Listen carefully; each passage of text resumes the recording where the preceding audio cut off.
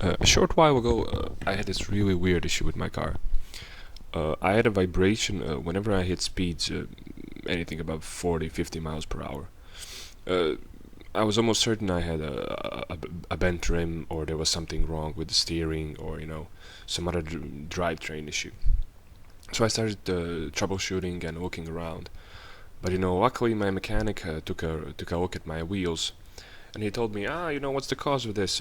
You're missing hub-centric rings. And I was like, I'm missing what? And he said hub-centric rings. So honestly, I had no idea what it was. But luckily he explained to me. I bought a set of 4 of these for each of my wheels, and honestly, I didn't expect anything was going to change. But miraculously, the vibration was gone entirely, and the car felt smooth and nice at any speed, even 70, 80 miles per hour. So, what are hub-centric rings, and should you buy them? Do you need them? What do they do? Well, first let me show you, how do they look once I remove my wheel. You'll see what it is, and here they are. Actually, a hub-centric ring is just a piece of just a ring, a plastic or a metal ring that fits on your car's wheel hub. So what does it do, and when is it used? You need hub-centric rings only in cases when you are using aftermarket wheels whose internal, whose diameter, the part that goes on the hub, is actually larger than the wheel hub of your car. As you can see, the hub-centric rings fits perfectly on the wheel hub, and it also fits perfectly inside the wheel. Now, what do they do? I'm going to show you that with some very crude paintings I made in Microsoft Paint. Here we have our wheel hub assembly. Here we have our lugs, or in case of some cars, our bolt holes, and the wheel hub itself. Now we are going to attach our wheel, which I have obviously also made earlier using Microsoft Paint. Now, as you can see, and as I have showed you in the photos before, there is, when you don't have a hub-centric ring, there is a gap between the wheel and the wheel hub.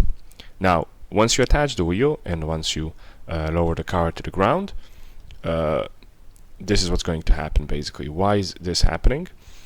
Because the wheel bolts or lug nuts are not designed to hold the weight of the wheel and actually the weight of the car. They are designed to attach the wheel to the hub, and that's it. The weight of the wheel rests on the wheel hub.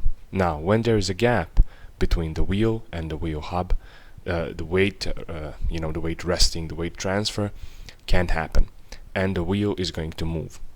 As you rotate, this is what's going to happen. You're going to have this shifting motion because the wheel is unable to rest on the hub. Now, in slow speeds, the weight transfer is slower than the actual rotation, the movement of the wheel, and you're not going to feel a vibration. But once the speeds increase, you are going to feel a vibration because the wheel is moving. It's a tiny bit, but once the speed is big enough, the movement increases, and you're going to feel this as a vibration in your car.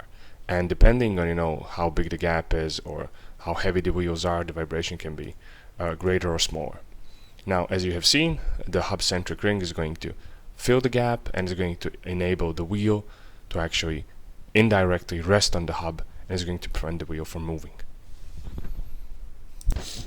Now, driving without hub-centric rings for short periods of time will most likely not cause any damage to your car.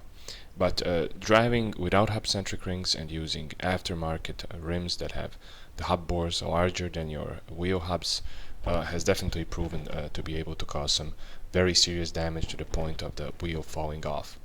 Now, this happens because these vibrations that I have showed you can actually, given enough time, can cause damage to your lugs, to the threads on your lugs, on your nuts, bolts, lug nuts, whatever.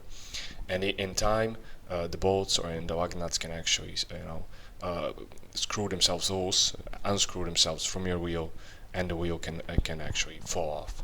And that, of course, as we all know, pretty much catastrophic in any scenario. So that's pretty much it when it comes to hub-centric rings. And you can see it's something very simple and obvious.